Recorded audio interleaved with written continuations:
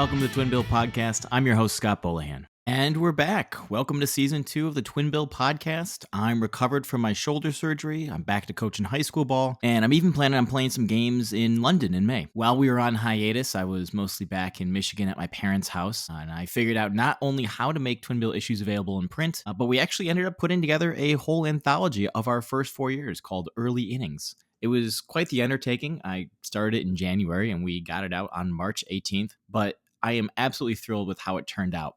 So for this episode, I thought instead of me talking about it, we could have some of our contributors join to talk about their piece and their careers. It was really fun to talk to everybody here.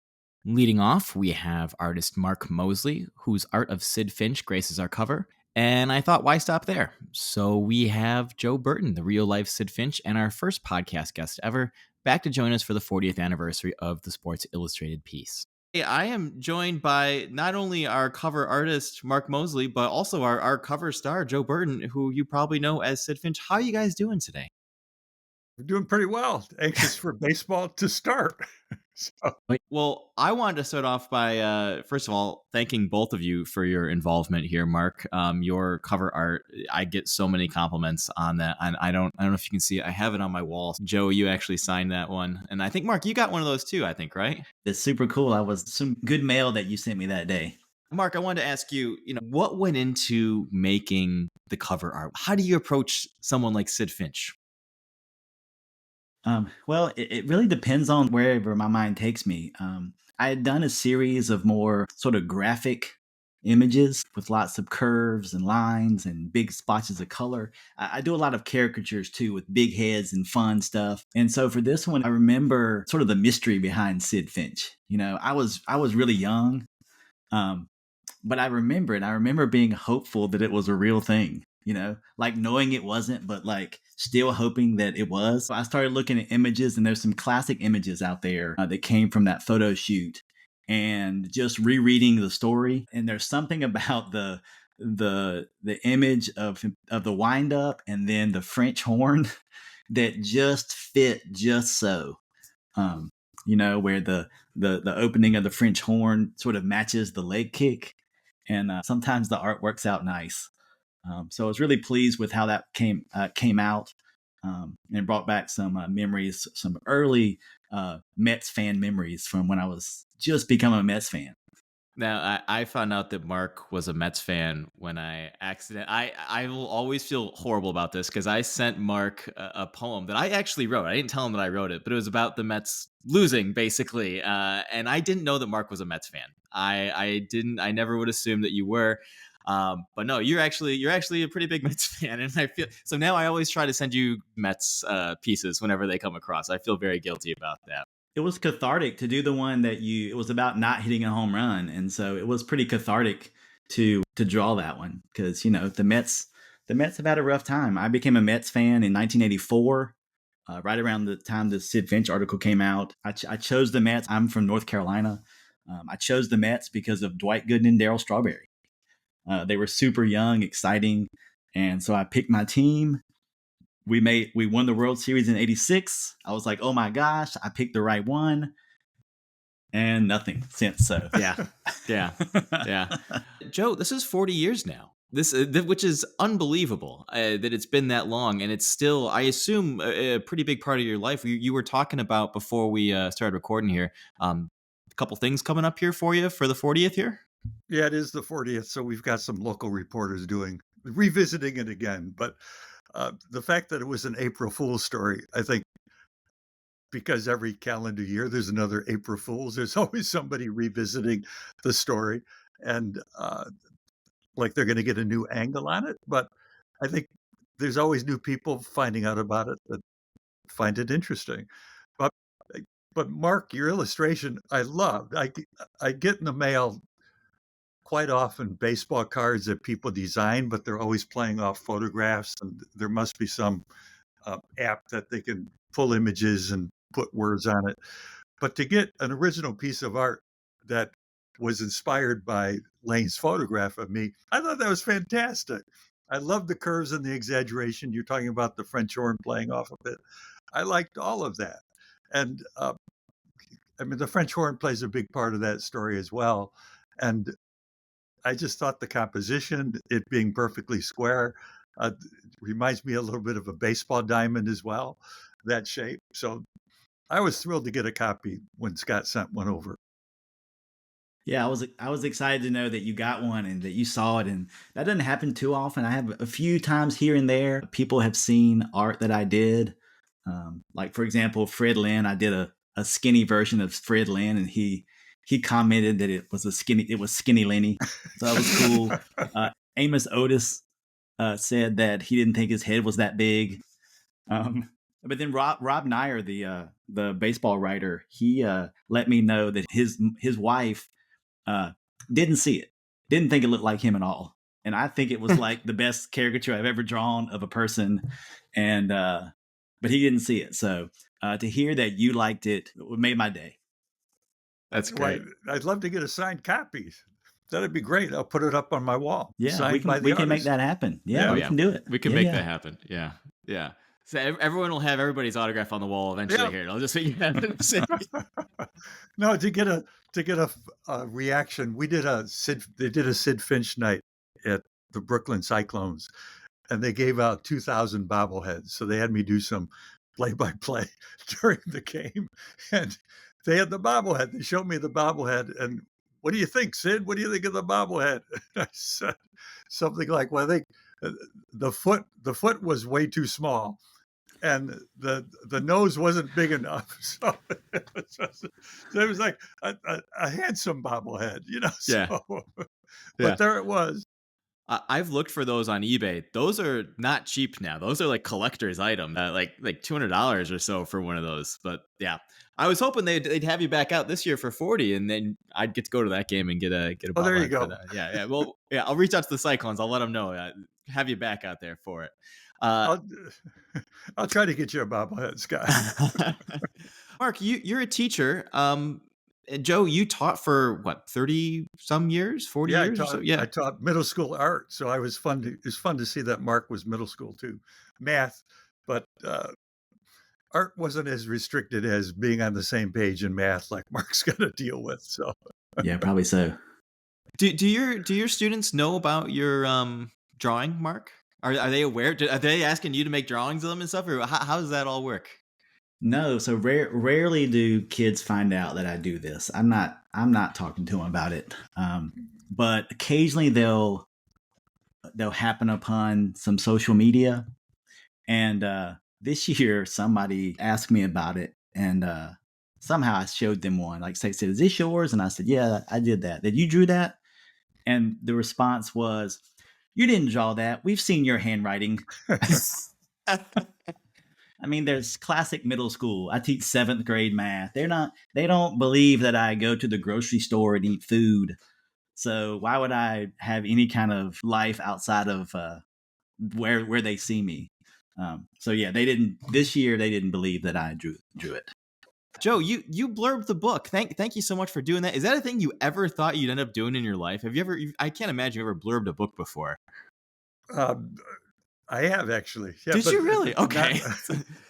Not sports books. Oddly enough, there was a biography of Gertrude Bell, the Edwardian adventurer, explorer, and her friendship with Lawrence of Arabia. So I blurbed that book. So wow. It's not exactly a sports thing, but that was fun to do. No, that was really great. It was awesome, and I don't think anyone's. This will probably come out beginning of April, and I'm hoping people will start having their books by then. I was telling Mark I ordered like 10 copies before it came out. I was like, oh, no one's gonna want these. Like my mom will buy half of them. It'll be fine. And I think we had like 100 and some pre-orders before it even came out, and I didn't have copies. So everything's like all backlogged and everything. But the people who've got it have been really excited, so I'm very happy with that. I was really impressed by it. I love the combination of art and literature in it. You know, the art that you feature, it's varied. I found it all pretty interesting. Mark's got a number of pieces in there as well. I love that. I thought they really balanced or complemented the stories, the poetry, the short pieces. They complement each other really in a balanced way. Well, and it's I think that we get a lot of attention for being a literary journal. I mean, that's how we pitch ourselves. We're a literary, but the art is just as Yeah. important, Yeah. if not more important. And I think that, it's funny. I was talking to Mark right before this, and I was saying, like, Mark's the only artist I ever sought out. Everyone else has come to us and be like, hey, can we contribute stuff? I just love Mark's style. It's so bright. It's so colorful. It's so fun. It's unique. It looks great on the page. I mean, it looks great on a book cover. I'll tell you that. And so it's just been incredible to see the styles that we get. And I've started to learn, oh, this piece would be good for this person, and this person would do well with this. And I know your styles and kind of what you're into. And then I mean, Mark, and tell me if I'm wrong, but I just usually kind of let people sort of do whatever they want once they get the assignment. They kind of have free reign to kind of go in whatever direction you please. And I'm always impressed with what you guys come up with. I don't know if that's challenging for you, but I love seeing what you guys do. Yeah, it's fun. It's fun to read something and sort of think about it for a day or two and then kind of go at it. And, sometimes I'll give you, because when I do it, the digital ones, I can do some variations and give you a couple of options. I know that one time I did, it was a Bull Durham story, and it was different, something different I'd never done. Like, it was a full stadium where it looked like it was raining, but then I put Annie real small, and I think I gave you a sliver where you could see Annie more, but you went with the big one. I went with and I just thought it was, I don't know, I was really torn on that, and I knew that was going to come up, because like, man, I'm still torn on which one I should have used. It's funny, Ethelbert, you did the cover you've done all of our contest covers. You've completed the trilogy now of the three, the Sid Finch, the Jackie Mitchell, and then the Ethelbert Miller prizes. I don't know what we'll do. I have some ideas what we'll do after that, but we'll see. But Ethelbert loved both of them. He told me he liked the one that we used with him on the baseball card, swinging the bat a little bit more. But he ended up using. I think he put the other one up on his Facebook for a little while too. So he was pretty excited. That one, I did the first one I did, and I was like, man, does that look like a young Spike Lee? And then the other one, I think, looked more like he looks now. Yeah. So the Jackie Mitchell one, I didn't even show you the sheer number of possibilities that I came up with for that one. I had so many. I had like 5 or 6 different things, and so I finally settled on that one. It was really great, and with Ruth and Gehrig in the background too. I loved that one. I thought that one turned out so well. You sent me, I think, a couple of them, and we ended up on that one. So that's fun for me too. Like, I like the back and forth. It's fun to throw something out there, and I've got my thing, but it's not just about the art. It's about that story. I mean, you send us the stories or the poems, and I want it to match the feel of what you send, because they're so good. The one you sent recently, I think it's coming out in the next one, about the first pitch. Yeah. The combination of baseball history and then personal story was so good. It reminds me of why I love baseball, because I've got tons of personal stories, and it's the reason I love this game. That I was thinking about being on here. I was thinking, man, I'm an old guy. I'm 48. I'm not that old, but like, I kind of wish I was the young guy, because I want this game to be loved by the next generation. And I fit the profile of your classic guy who's getting older, who still loves baseball. And so I want this new generation to jump on board. I know Elliot, one of the other illustrators, is in college, and Andy, I think, maybe just graduated. So we really have, and in the anthology, we had a 6-year-old who did the Fenway Park art for it. So we've really had a range of people who have sent us in stuff. And people always ask me, they want to ask me about the future of the game and how the game is. And I think there's a lot of things wrong with baseball. I think like Little League it's tough. I mean, it's not really a thing anymore. Perfect Game kind of ruined all that, but people still love baseball. That's not going anywhere. Is it going to be as popular as football? Probably not, but it's fine. It doesn't have to be. I don't know if I want it to be. I think baseball's in a great place right now, and it's only getting better from the international perspective. I mean, you're seeing all these players around the world coming over here now, and I can tell you, I mean, I'll be back. I'll be in Oxford, Joe, to play with the Kings for a couple games out there. Well, that'd be great. Yeah, and there's a great amount of interest over there, and everywhere we go. So It was fun to see the Japanese, the Cubs and Dodgers series. That was Yeah. awful fun to Did you see. did you wake up for those games? Yeah, I got up. Yeah, I did too. I think that the difficulty we're having in Chicago anyway is that we've lost one of the local stations that cover it.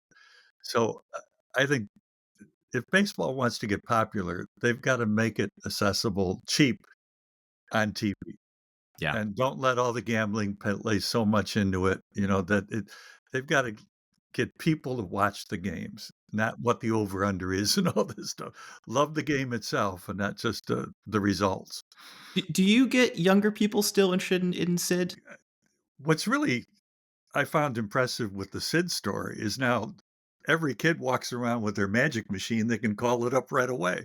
I mean, it at school when it happened, and for the next maybe 10 years or so, when it was April 1st, I'd get out copies of the magazine and tell the kids about the story, or they'd come in and say something my dad said to ask you about this. But now with just within seconds, people can pull up that story, look at the images that Mark referenced, the photographs, and see how much fun it actually was. Not just to recount it or hear about it second or third hand. They can actually encounter it again. Yeah. Well, I've always thought that when I was thinking about the cover, I knew it had to be Mark, your piece, because it really is sort of that intersection of everything that I love about baseball. It is that story. It is incorporating fiction. It's incorporating the art. And now it incorporates Joe. You're a real person, and these are all things that are coming together for baseball. And it just kind of captured everything I think we're trying to do here at the Twin Bill. So I was so grateful when we got that, and honestly, so grateful for both of you being a part of this, because it really. I don't know what else we could have put on the cover. It had to be that. That was the only choice. That was it. Yeah. Well, it ties in with spring training too, because we're always so hopeful in spring training, right? It's every year it's a rebirth again, and new players and how well you're going to do. I can only imagine 85 spring training with the Mets the year before, they do it, but 85 was a good season. They had to be, I don't think they really knew, maybe you obviously know better. I don't think they really understood how good they were at that time and how great that team was going to be. There had to be a lot of excitement and just like energy around that team. Well, there was, and like Mark referenced, those guys were young at that time, and then they had some of the old veterans they had signed on as well. So it's a great combination of up and coming and veterans. They had just signed Gary Carter that year too. So they And brought him to kind of hold that all together. I don't think they understood how good they could keep being if they didn't, it was a crazy time in that locker room. Were they not the best team in 87, 88? They were the best team. The Dodgers weren't the best team in 88. It was the Mets. And I think I just think it's those guys could not keep doing what they were doing and be as good as they could be. So, yeah. I was thinking about this. My big book idea that I've recently thought of, it would be about the 85 Mets season, and it would be about, Joe, you're there in spring training, and then Doc Gooden has the season that Sid Finch was supposed to have pretty much. Yeah. He really Yeah. he has this incredible season that no one could even. What his ERA was just unbelievable. The highest WAR season for a starting pitcher, and just unbelievable. That was what you were supposed to do. That was So I could just take it easy. Yeah. He covered for you. You were fine. It's so odd that you become a Mets fan, then in '86 they win it all. You didn't go through decades of pain, waiting, and or the frustration when the Cubs finally pull it all together. And again, you think as world champions, they're going to carry that over for the next year or two or three. And undoubtedly, 3 or 4 guys on that World Series team, you don't realize it at the time, but they're having the season of their career. You just think it's going to be the first of many. And disappointingly, quite often, it's not. Yeah, baseball is hard, and once you get to the playoffs, you just don't know what's going to happen. That's the crazy thing about baseball is this 162 game schedule. It's just a grind, and then the World Series, it's about who's got a hot rotation or covering first base. Yeah. And so yeah, it's a crapshoot in the playoffs. And so you just never know. You never know.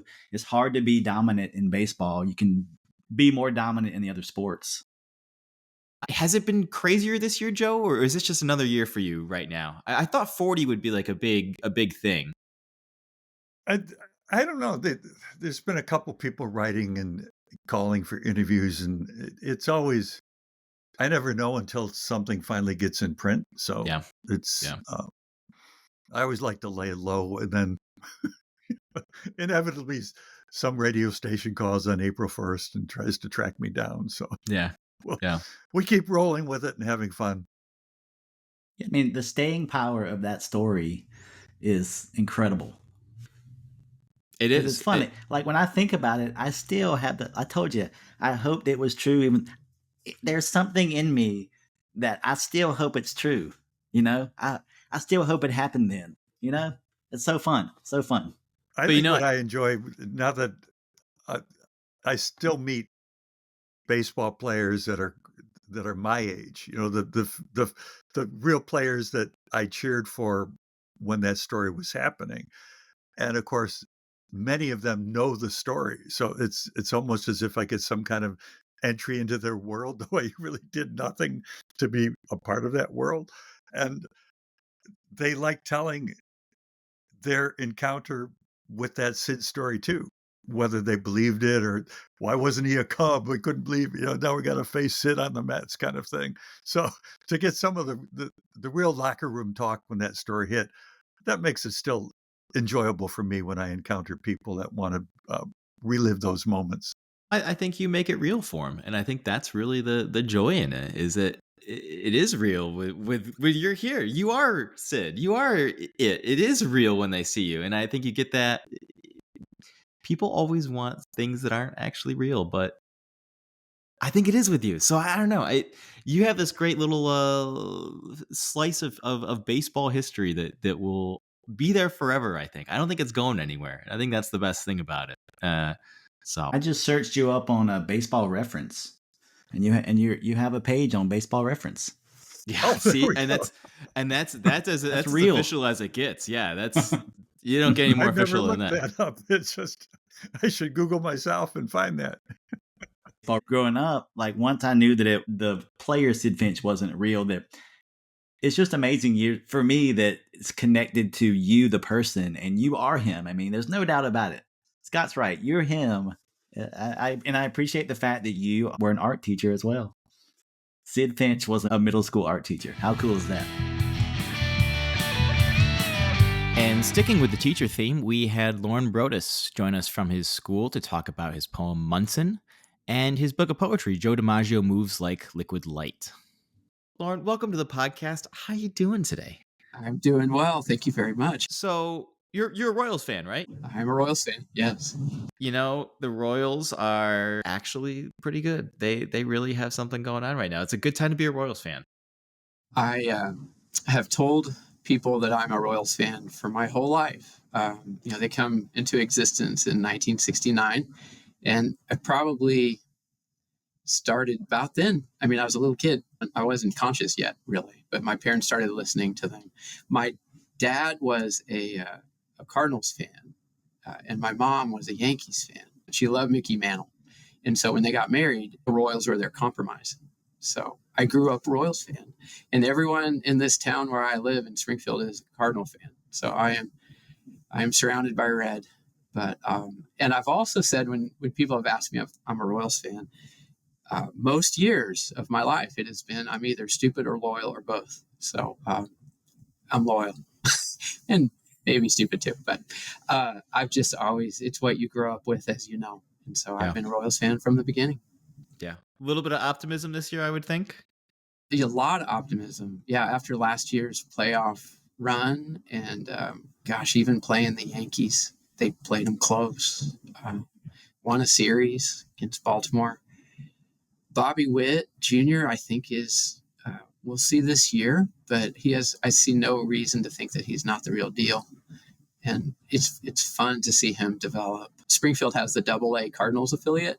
Mm-hmm. And so Northwest Arkansas, where he played AA, came and played here some. So it's fun to get to see him kind of grow up And he's fun to watch. I wanted to go back to the beginnings for you. When did you start writing poetry? When did you start writing poetry about baseball?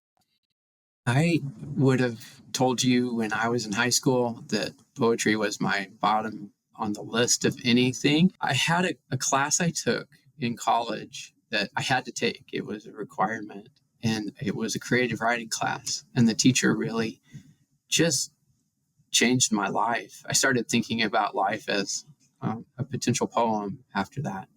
And so I've just kind of chipped away at writing since I was a junior in college. I didn't really think I would ever publish anything. And I just wrote about anything. I didn't really write about baseball yet. But oddly enough, when I think about my childhood, when I think about comforting moments, when I think about going home, I think about baseball. And poetry is kind of that way too. And so they merged probably 25 years ago. I started writing poetry about baseball, and I found it so easy to do. Well, let me rephrase that. It felt easy. I don't know if the poems were any good, but it just came so naturally to be able to write about something that I love so much and had so many very strong memories of. That poetry and baseball just seem to go together. I think there's a lot of poets that feel that way, probably. Do you have any idea why? What is it about baseball that really lends itself to poetry? I think my favorite part about baseball is probably, in a way, my favorite part about writing. And my favorite part about baseball is the goal is to get home. Home is the goal in baseball. And poetry is kind of like that too. When you finish a poem and you feel like it's done something in me, and it's resolved itself in a way that I didn't know it would resolve itself. I don't know where a poem goes when I start it. It feels like I've gone home, and I feel like home is, as Giamatti said, home isn't a place, it's a concept. And one of my other favorite Giamatti quotes is, why didn't they call it fourth base? They called it home. And so I think that's where it began. And I just continued to write and continued to write. Never really thought about publishing. And then, I don't know, I started getting curious about if anyone else would like it. So, yeah. I believe I read your first poem was published way back 2003 in Spitball. Is that right? It was. Wow. Yeah. I sent, it's a funny story. I sent a short story. I started writing short stories early, and everybody died in my short stories. So I was like, I got to not do this anymore. So I started writing poetry, but I sent a short story there about Mickey Mantle in an autograph, and they accepted it, but then they lost my address. So they published it, but they couldn't find me. And so I sent a poem in, and then they found me through that. So I got to find out about my short story and that they liked my poem too. My first poem was about Bill Buckner. Oh, yeah. That's great. That's really great. And then I think it was, unfortunately, right before we started. When did Joe DiMaggio Moves Like Light come out? It came out 2019, late 2019. Just missed each other for that one there. Yeah. Because we were 2020 in the fall.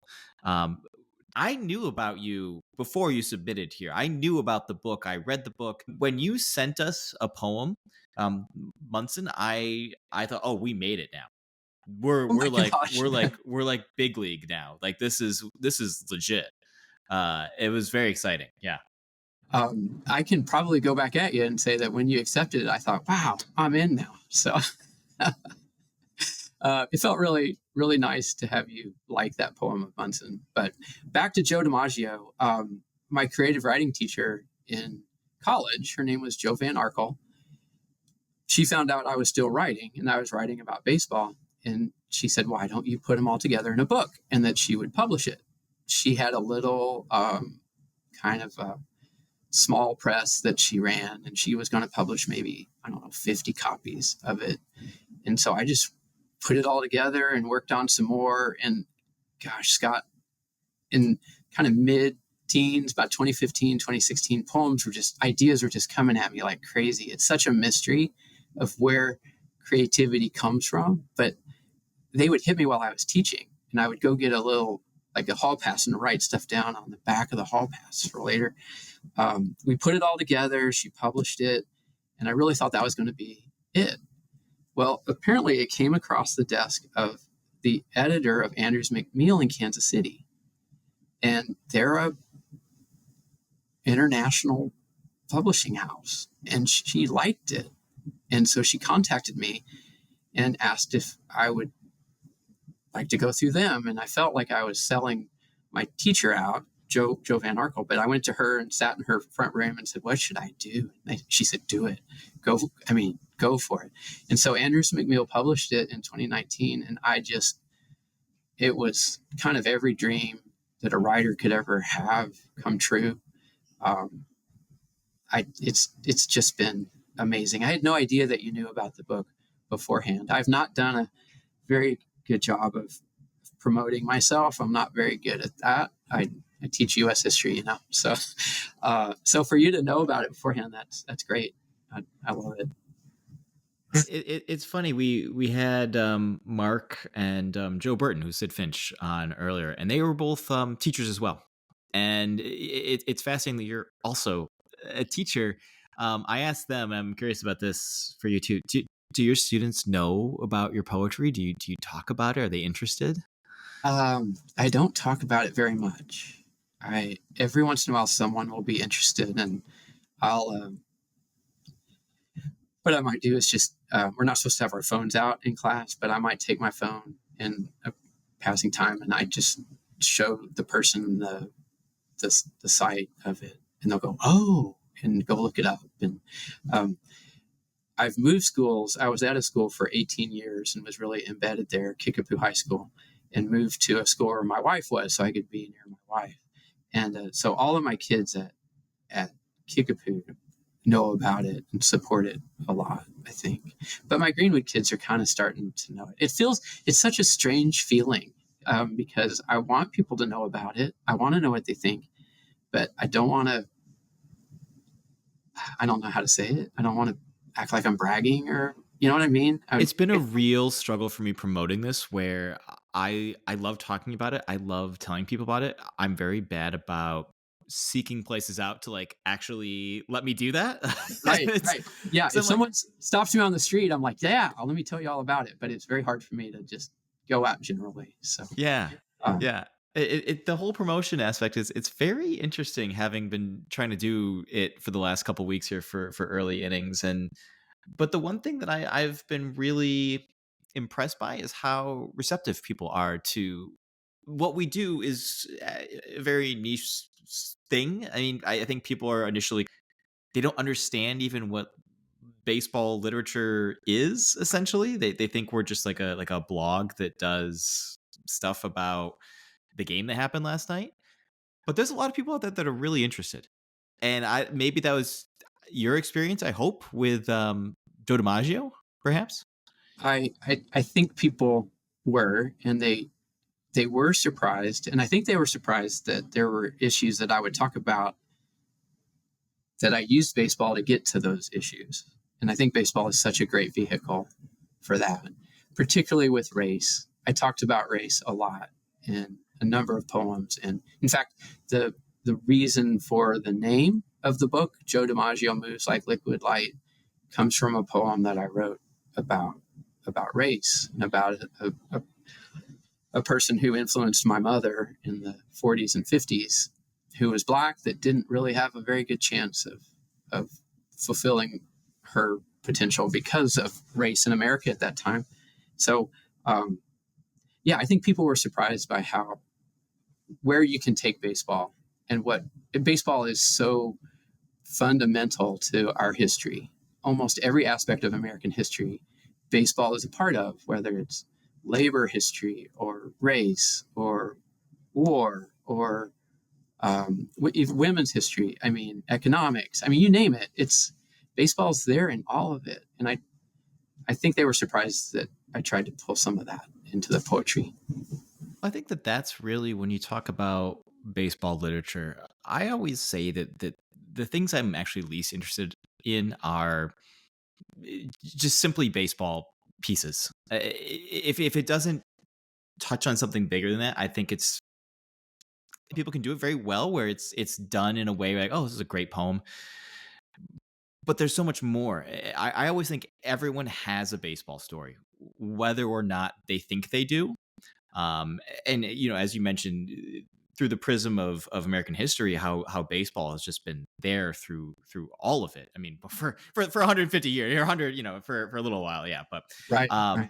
But even people who are not fans, I think they have some connection with baseball, and I think part of our job with the Twin Bills is trying to get that out of people and get them to realize that and express that. So that's a great example, I think, of what is possible with baseball. When we started this, I didn't feel comfortable with poetry. I didn't feel like I could judge poetry well enough. And originally, it wasn't even part of the initial new pages call for submissions. There was no poetry, but people started sending us poetry, and a lot of people started sending us poetry without even asking for it. And I was like, all right, we gotta do poetry. And I think now poetry is probably the thing we do best consistently. I love the poetry that's in Twin Bill. I just love it. It is just consistently, it blows me away. And I am always impressed with the way that people find ways to make poetry fresh about baseball all the time. Matthew Johnson is incredible. He's just a great editor, and we owe a lot of that to him. And a great poet too. He's a great poet too. Yeah, he really is. I mean, we published him before he was an editor, and I was so excited that when he agreed to be the editor here, because he is just incredible.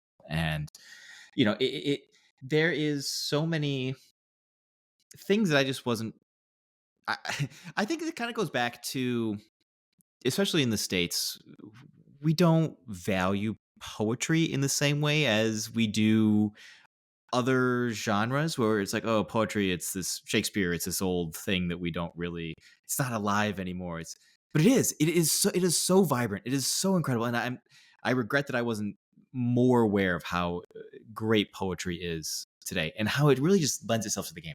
Well, yeah. And I think that the thing that's wonderful about poetry is that you can really tell a story in a very short amount of time that can be very poignant, and you're not tied to any storyline like in a short story. You can go a direction that no one expects you to go in poetry. And I love it when that happens, because it's almost like sometimes when I write poetry, it feels like it's not even me anymore. It feels like something has just kind of taken it, and I'm just kind of recording it. It's a very strange feeling to not know where a poem is going to go. I did not know where that Munson poem was going to go. I was going to ask you about that one. Yeah. I wasn't even planning on writing a poem about him, but I think I was trying to think back to the moment that I started that thing, and I think I'm not a big Instagram guy at all, but I have a couple of baseball pages, and there's one called Baseball Pics, and there was a picture that I'd never seen before of Chambliss in the foreground and Munson in the back, celebrating, with all his catcher gear still on. And that moment seemed like such a moment for the Yankees and for the opposite way for the Royals.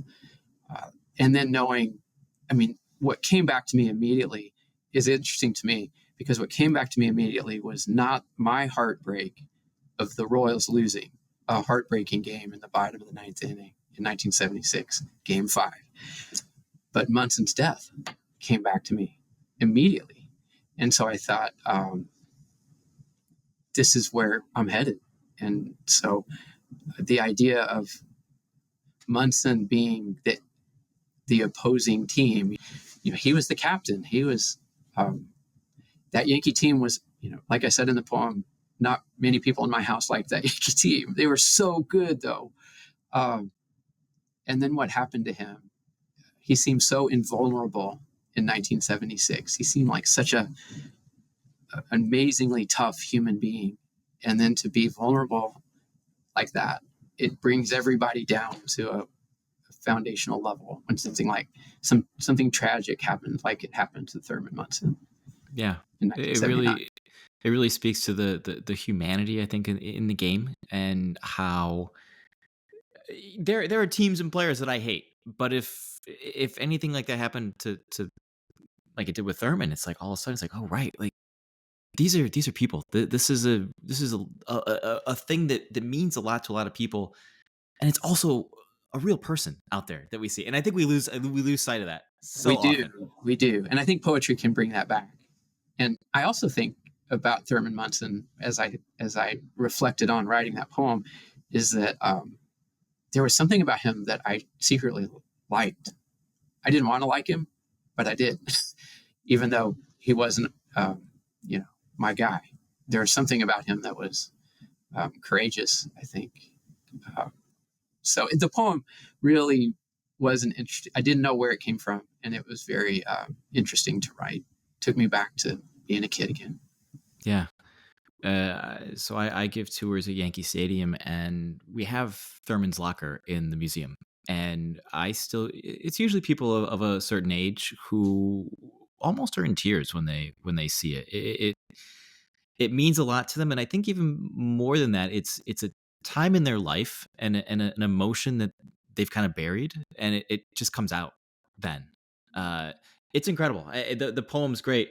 I was wondering, because you have a Joe DiMaggio book, you have a Thurman Munson poem.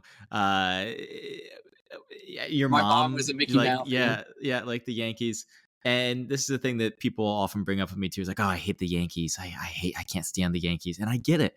But I think if you like baseball on some level, you have to at least like respect the Yankees, and they are synonymous with baseball and baseball history in many ways. I think that the Yankees logo on their hat is the best athletic logo in history. There is not a logo that beats that in Y. Quick Yankee story. When I was a child, baseball hats were not available like they are now. They were counterfeits, and they were just not very good. Had patches on them. And Bill Verdon was a manager for the Yankees in 1980, maybe? Yeah, something like that, yeah. Anyway, he was from Springfield, and he donated a real Yankees hat to a telethon, and my parents got it and bought it for me, and I wore it everywhere. And then I left it on a train, and was hard. I still wish I had that Yankees hat, but so somewhere deep down in me, the Yankees have been a special team for me, even though they beat my Royals 3 times in a row in 76, 77, 78, and it was hard. But it's fun. We've had one of the pieces in here is by Joe Hitchcock, who used to be our CNF editor. He grew up in England, and he wrote about how he wanted to wear a Yankees hat as a kid, and he didn't know why. It's like that iconic logo and how it represents America, and how so there is something that I think on some level people do like the Yankees more than they'll give themselves credit for, even if they broke in your heart, which they clearly did. Which they did, yes. Which they did. What's next for you? So are you writing more poems? What's the future look like here? Well, I do teach. It's my 31st year to be a classroom teacher, so I teach every day. I am very devoted to my wife, so anything she needs, I do.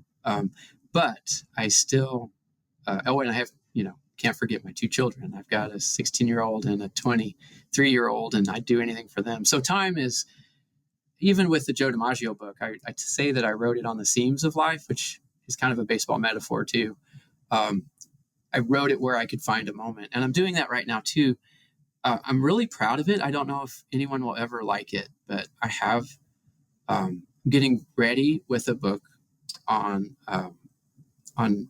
Negro League baseball in the 20s and 30s. They are poems through the eyes of one baseball player, Newt Allen, who played second base for the Monarchs. And it's him kind of experiencing all these stories that I've read about in all these John Holloway books that are great nonfiction books, but I wanted to put some emotion in it and some humanity in it. And so I'm working on a book on Negro League baseball through poetry of Negro League baseball. And I've really enjoyed writing it. But like I said, we've talked about before, you never know if anyone will be connected to it or not. Send it over to 406 Press when you finish up there. I have a feeling they'll be interested. So I would love to do that. I love the name of that. That story about Ted Williams batting 406 in 1941 is just one of my favorite baseball stories ever. And then we go to World War II. I mean, it's the last of the innocents right there. It's a great number for your press. it also seems just like slightly achievable. Like every year, maybe someone can do it. I don't think it's gonna happen. I don't know if it's gonna happen. Honestly, I don't know, but maybe. I don't think the 56 can happen again. 56, of course, once no. you say that, someone will, but I don't see in the world we live in with the kind of pitches that come at people. It's just such a different game. I mean, With I talk about traveling. this on the tour. DiMaggio struck out, I think, 12 times that entire year. And that's like a weekend for some of these guys now. You know, it's just a different game. I don't think that's, and I think 406 is actually the most impressive benchmark in baseball because it is achievable. And because it takes a whole year, you can get there and you can lose it still. You know, so it's not like you hit your 70th home run and then you're good. Like you're coasting, right? You can get there and still you go gotta down. hold it. And that Ted Williams played that last doubleheader, that last twin mill, when he didn't have to. He could have rounded up; it would have made it. But that is so Ted Williams. Yeah, it is. I hope someone does it. Although I hope so too. I love it that Ted Williams is the guy right now. But I hope someone does it. Brett almost pulled it off. I know. In 80, it was close. Yeah, that had to be real exciting. That is a Royals guy. Yeah, it was very, absolutely. We'll see. I think a lot's going to have to change in the game. I'm thinking that the game might actually switch to more contact in the next few years. I think that's the new Moneyball. Is going to be a team that can put together 9 guys who put the ball in play, and maybe that'll. We'll see. We'll see what happens. I think the 2015 Royals were keep the line moving, get the bat on the ball, and that was so exciting to watch. Steal bases. I love that small ball. A home run is exciting, but I love 6 singles in a row and a double in the gap, and triple's so exciting to watch. Yeah, the infield ballet around a triple. I mean, it's amazing. I don't think the game has ever had more talent in it than right now. But it's been better than it's been right now. I think it's going to balance out. I think that those things tend to find a way to work themselves out, and we'll see. I'm loving the turbo sinkers and stuff, and all these pitches that don't seem real, but it's amazing to watch. I still get so much out of it. But we'll see. I do too. We'll see. I hope that 406 makes us look bad and makes us change our name. So that'd be great. Well, Loren, this has been so much fun. I could talk with you forever here. This has been great, and thank you so much. Like I said earlier, you are a big deal in the sports baseball poetry world, and for you to send us something, it really meant a lot to us. And you've been so supportive of us over the years here. I was thrilled to get to meet you and talk to you. I got to do a plug for your hat too. Twin bill hat, best fitting hat I've ever had. Is that right? Yeah. I wear it everywhere, except for my Royals hat. It's twin bills next. So they are shockingly nice hats. I got it, I was like, wow, this is legit. This is It really fits nice. Really, really nicely. Yeah, they really do. Well, thanks again. Be in touch. Well, it's very nice to meet you, Scott. I appreciate all your work. And finally, one of my favorite pieces we've ever published was Carrie Thornbrugh's The Bases Are Loaded and So Are We, about the Doc Ellis League, which I genuinely think is the best thing happening in baseball today. Carrie, welcome to the podcast. How are you doing today? I'm doing well. It's sunny outside. It's almost 5 o'clock. I'm doing great. All those things sound great. When did you first have this idea for writing the piece? How did this all come together for you? It was on a whim. It was absolutely 100% on a whim. I can't even remember how I found out. Chris must have told me. He must have told you. Yeah. So Chris, former poetry artist, you know him, and he must have mentioned it to you because, I can't think of any other way. I'm sure that's how it was. And then I didn't even think of twice. And I was like, well, shit, I'll submit something. It was through Chris. Yes, that's exactly what. I remember exactly. I was thinking about this. He sent me an email. I was like, "Oh, hey, I know this Yeah, friend who has a story idea. I think it's pretty good." good. And I That's was a like, good Chris impression. I hope Yeah, he listens. Yeah. I just did it then and there. Like, I think I stayed up late. I'm a night owl, and when he told me, I was just like, well, boom. I think we had practice that night, so I was totally fresh off it. We have practice every Monday and Friday during the season. I just wrote from the heart. It's nonfiction, right? It's an essay, so it's easy. Like, I'm not a creative writer, as in like creative fiction. Everything I do is nonfiction, so much easier, right? When I'm just speaking from experience. For those who maybe haven't read the piece yet, let's take a step back here. It's about the Doc Ellis League, which is something I did not know about before you introduced me to it. What is the Doc Ellis League? Yeah, it's a little known secret. And I think it's really interesting to continue to talk about the Doc Ellis League as the like Sandlot baseball revolution is continuing to grow. Like, even when I wrote that a couple years ago, it was like it felt like it was established, but even more so now. Like, they are now sponsored for things like events. And I think as they continue to grow and become like successful and established, which is like awesome for them. Don't forget about the little guys, the Doc Ellis League, which has been running since 2015. So I started in the third season, and it's just it's a very casual league of ragtag, rough around the edges players, middle-aged players, along the East Coast. So we're in North Carolina, Virginia, Pennsylvania, and Maryland, and with multiple teams within those states. There is a team in Kansas City, but they haven't come for a while, like to our big end of year World Series. But they are out there and they are playing. They're called the Kansas City Quitters. So anyway, it is formalized in that we have teams or tribes, as like I think they might be better described.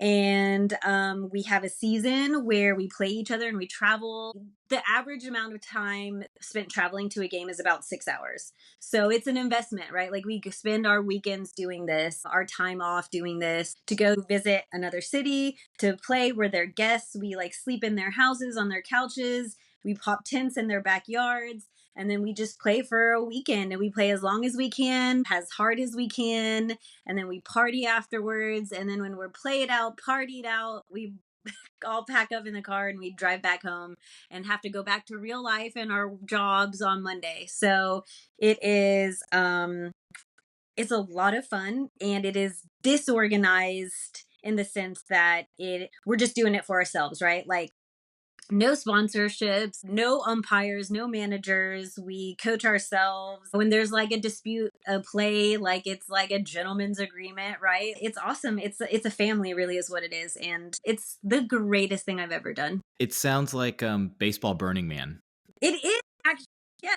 Baseball Burning Yeah. Man, maybe cooler, less is sexually transmitted disease. Although I'm not going to say we're at like 0, but yeah, it's awesome. The season culminates where all the teams come together. The last year was the biggest one. So it's always at Labor Day weekend, and we meet in Marlinton, West Virginia, which is a tiny town in the middle of nowhere. There's no cell service. We are at a campground that is in the mountains. We have to drive about 30 minutes to the baseball field, which we reserve. So organized in that sense, like we've reserved it, right? It's the meeting of the tribes where we just play 3-4 days straight, have bonfires, go swimming in the creek behind the fields. Like, it's just bucolic and just really pure, honestly. It is. It's like we are a bunch of 40-year-olds running around like with bad backs and like, but we feel like kids again. It's awesome. That's so cool. And this is exactly why I loved the piece so much. People get so bogged down in the major leagues and in the history of the game. And this is a very real thing happening right now that I didn't know about. Yeah. And I guess it's not necessarily done just for the love of baseball, but it's just sort of the love that baseball can bring in a way, I suppose. Yeah, you're absolutely right. I think it started out like just friends. Hey, baseball's cool, let's do it. It grew because people who were attracted to baseball joined in, but then it became loving each other, right? And like loving this thing that it like in our lives that like actually center our lives around like during the season, right? Like, and everybody, it's a joke, everyone talks about like the winter's so depressing because we don't meet on Mondays and Fridays to practice, you know? And there are teams now who have like I'm thinking of like one of the newest teams that's out of Durham, North Carolina. They have like they're like almost exclusively non-baseball players, like people who have never played baseball before, but they knew somebody who knew somebody who was in the Doc Ellis League, and they're really open-minded, like anybody can play as long as you're not an asshole, you know? And so they love it for the community for sure, and they're learning about a new sport and being outside, and it's like people are coming to baseball because of the Doc Ellis League. Yeah. It's something that I think is really lost in this country, where I think that now kids play baseball to make the major leagues, or that's what their parents' goal is. And this just like playing for the fun of it is, you don't see it that often. So it's Yeah. amazing this is going on.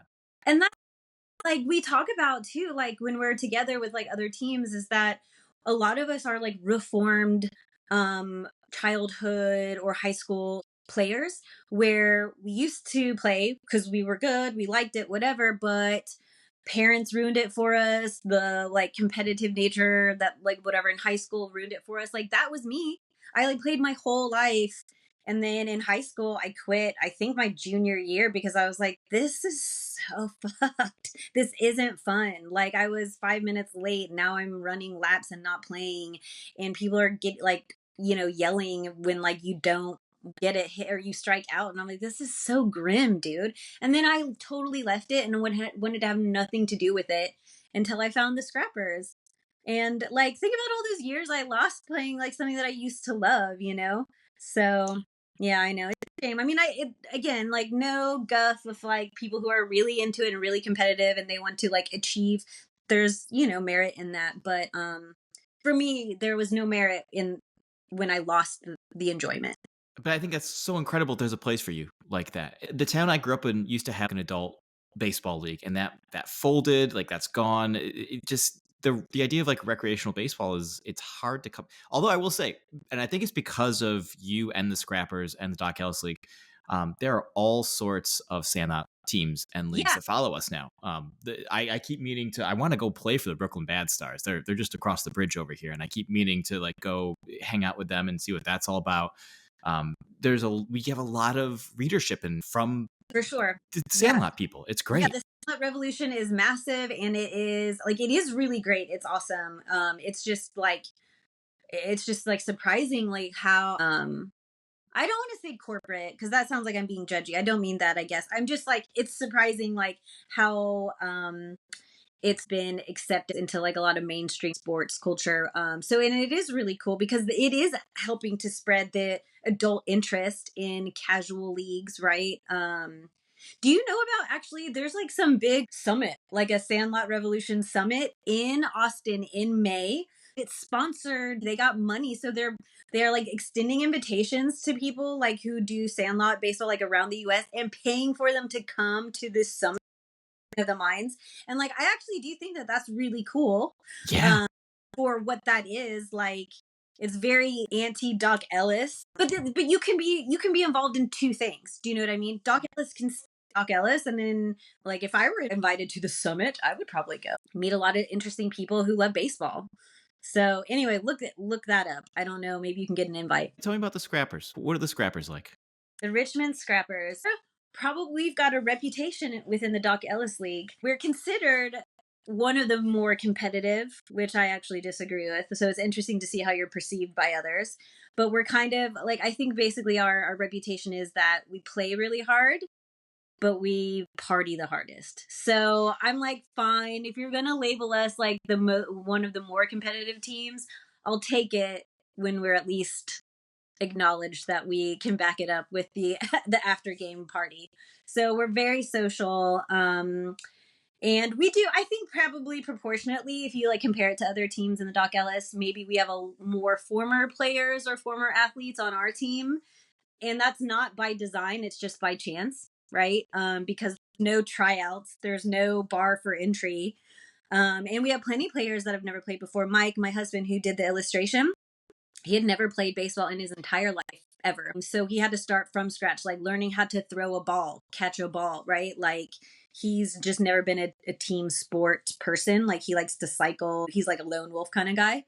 So there's people like really starting from scratch. We've grown a lot in the last like couple seasons. So we're actually bursting at the seams, and it's like, I don't know, it might be time to split into 2 teams. So Wow. we'll see. Yeah, that'll be an interesting, dramatic shift.